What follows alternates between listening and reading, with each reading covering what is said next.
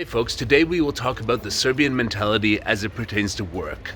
There's lots of work to be done to describe this, and it's a very interesting topic, so let's go.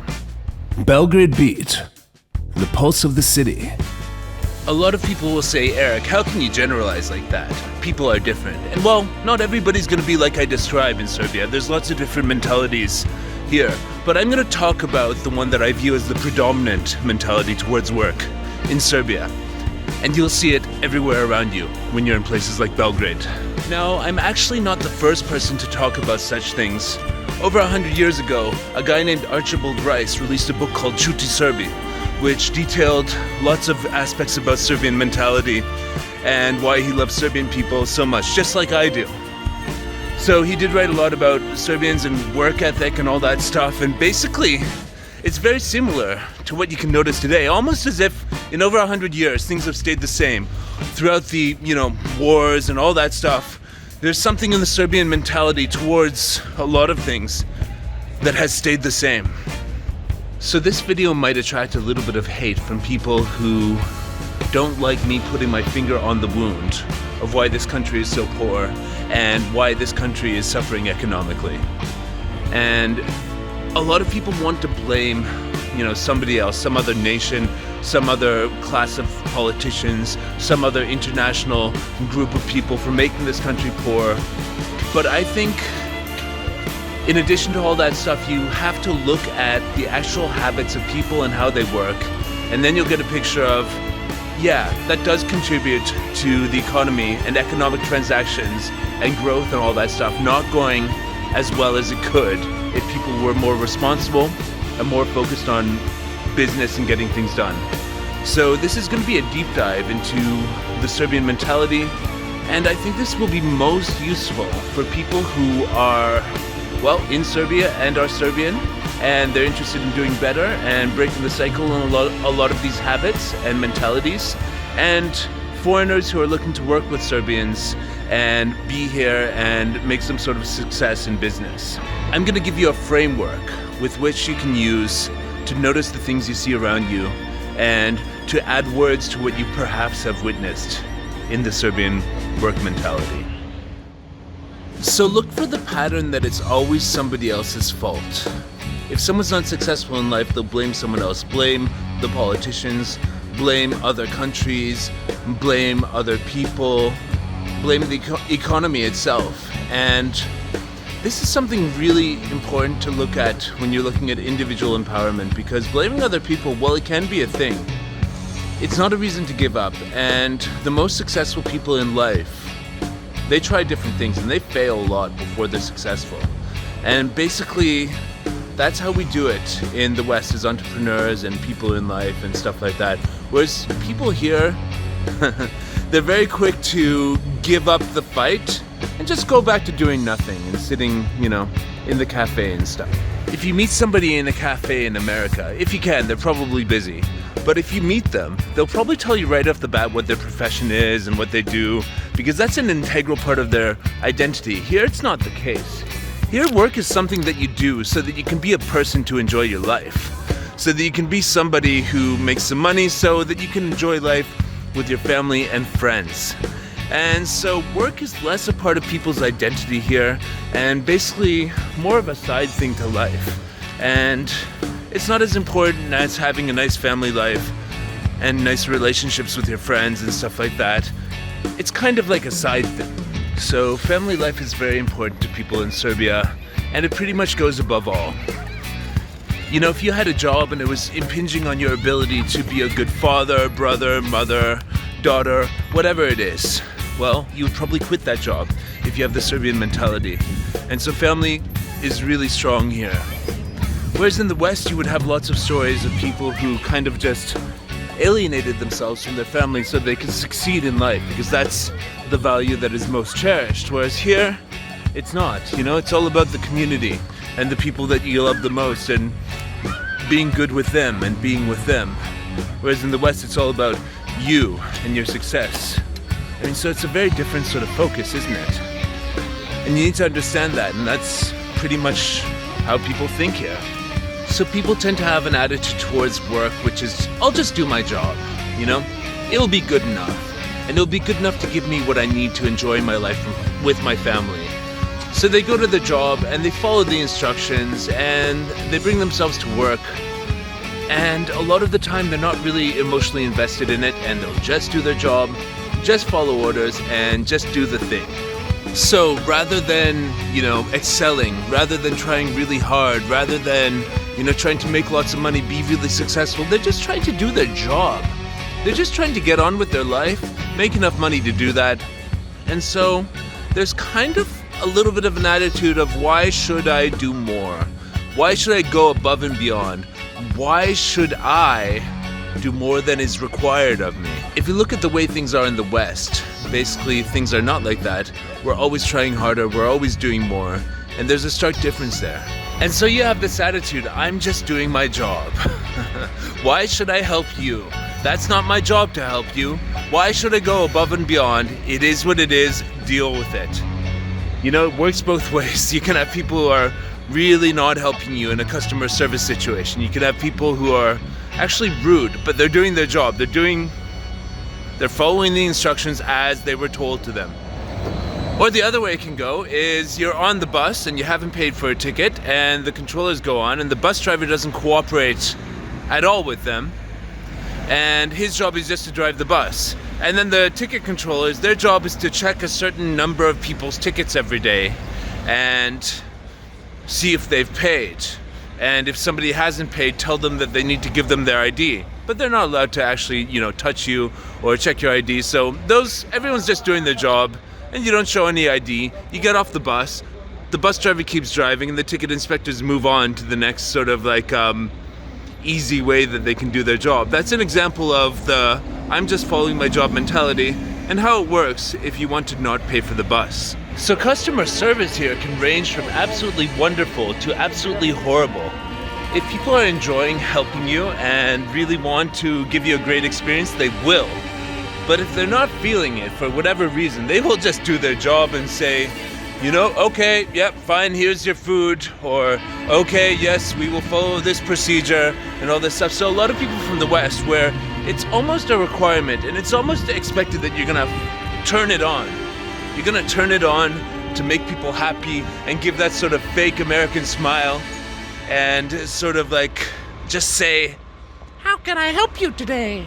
And be really perky by default, even though you don't mean it. Here, that's not so much the case. If someone gives you good customer service here, they're in an environment where they feel comfortable. They are in a job where they are enjoying themselves and there's a good vibe, and they're extending that to you. If there's a bad vibe, they're extending that to you. That's the problem. So customer service here isn't inherently good or inherently bad. There's a range of experiences. So if you come here with your American sense of entitlement on how people in the customer service sector should behave, you're likely to be disappointed. But if you come here with a good attitude, give them some energy, and be willing to receive some good or bad energy back sometimes, then the people with good energy are gonna really go above and beyond, because they'll feel passion, they'll feel warmth, and they'll feel in a position to actually give you the best of what they are to offer because they feel like it. So what do Serbian people feel like doing? Well, they really love sitting in the cafe with their friends. Now it's a day in February which is quite warm, and basically they're enjoying sitting on the patio. So they want to feel that. They want to feel a connection with the collective. They want to feel like they can let the sort of duties of life breathe. And well, it's Friday afternoon, and I don't think these people are going back to the office. And the mentality is pervasive in all of work, and they want to enjoy, even when they're at work. Basically, ideal Serbian day would be when they are not having to do work. And an ideal Serbian work day would be when they have to do little work in the office. So you'll have people in the office who, when they're there, or when they're at work, they'll feel kind of like, I would say animals at the zoo. Whereas they want to be free in their natural habitat. And this is what that looks like. So don't be surprised if the attitude when they're at work is not as great as people in the Western countries when they force themselves to give great customer service. No, people here will do their job, and they'll do it reasonably well according to the instructions, so they can get back as soon as possible to enjoying life. And well, they really do enjoy life, and that's one of the great things about living here. But it doesn't really make for such a great economy, and it doesn't really get stuff done as much as the West. But the lifestyle here, if you can come as a digital nomad, is great, because at any time when you step away from your duties, you can find lots of people to enjoy life with, whichever day and time it is. So as a Western person, you'll want to get things done, and people here will be like, no, relax. We will get things done, but we're going to do it while enjoying ourselves and making the most of our lives. And that's what you'll see almost everywhere, and it's great if you're trying to enjoy. But for getting stuff done, I mean, there's better cultures. You can move to Germany, you can move to Canada. Lots of Serbian people want to do that. But I would maintain that you don't have to move to another country to get work done here.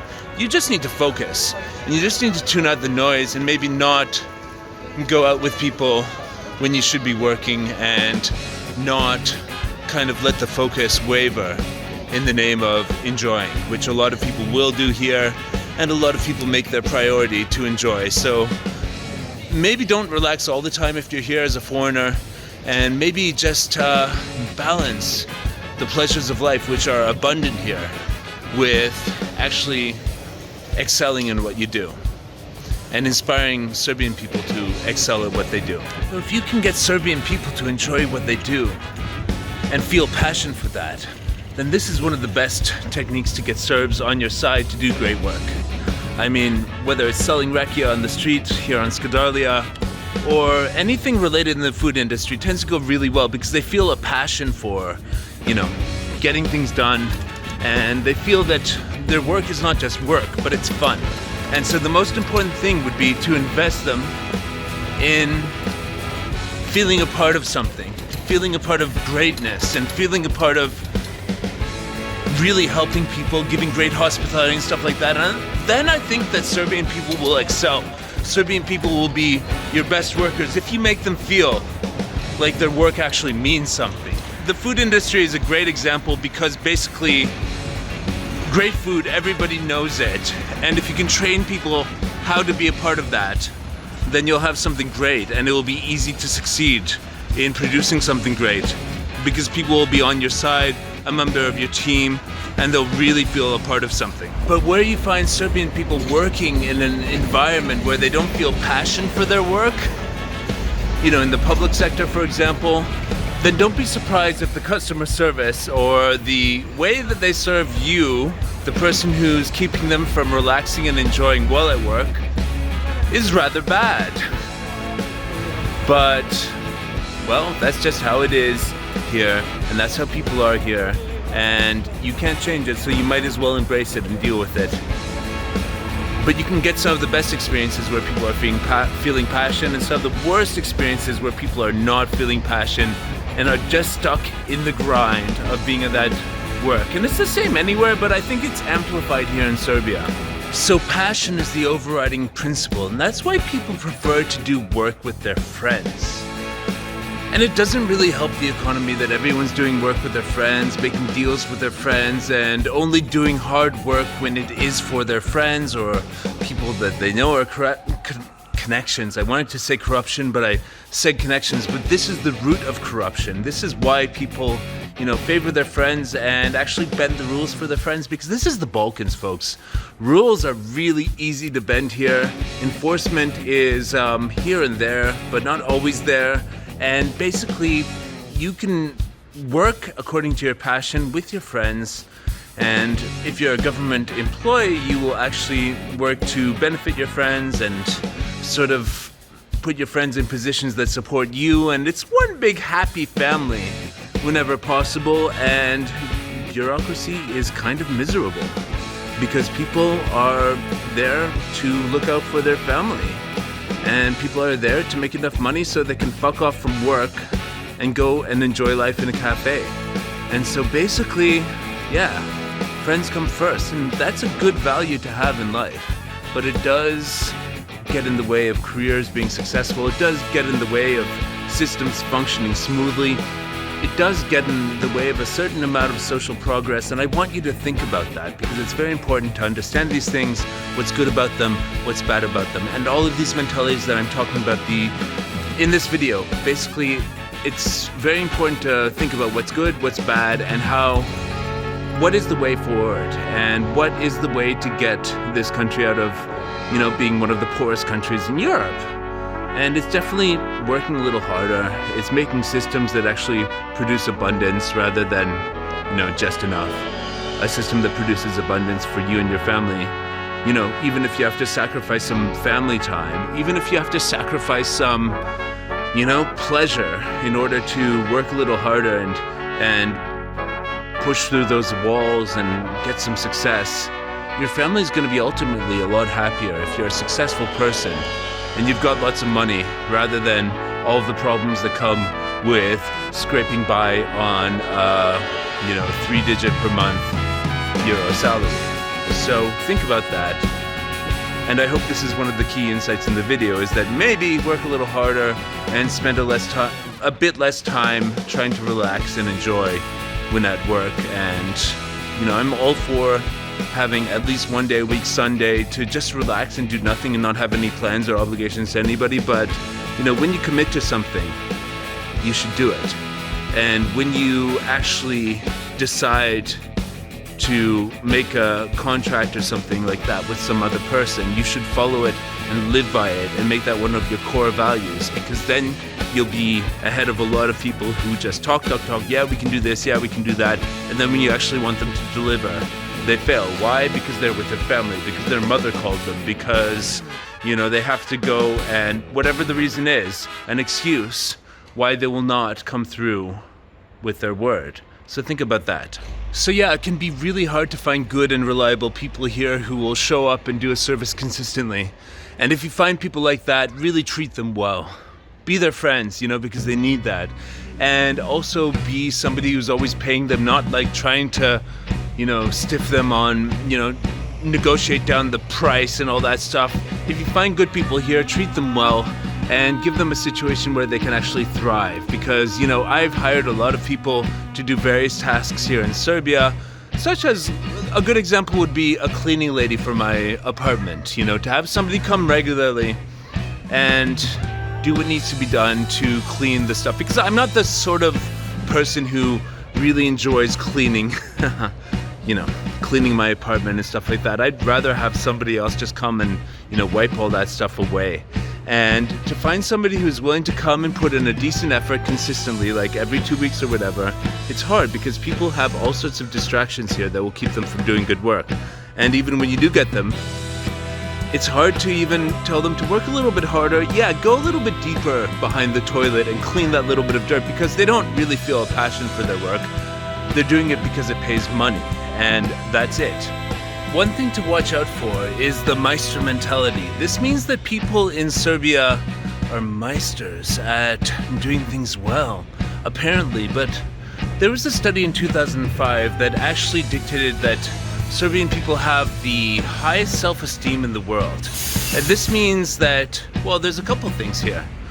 If you find people who will do things for you in work, then they'll likely do very good work, unless they have an overinflated sense of ego about what they're doing. So they'll think that they're the best at whatever they're doing.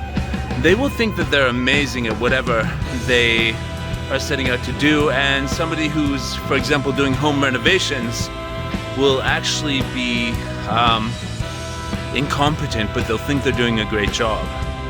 And yeah, you just have to watch for that, because if people think they're doing a great job, but they haven't embraced the standards of their industry and they don't know what people do in other countries, the work could be bad. And they'll think it's great.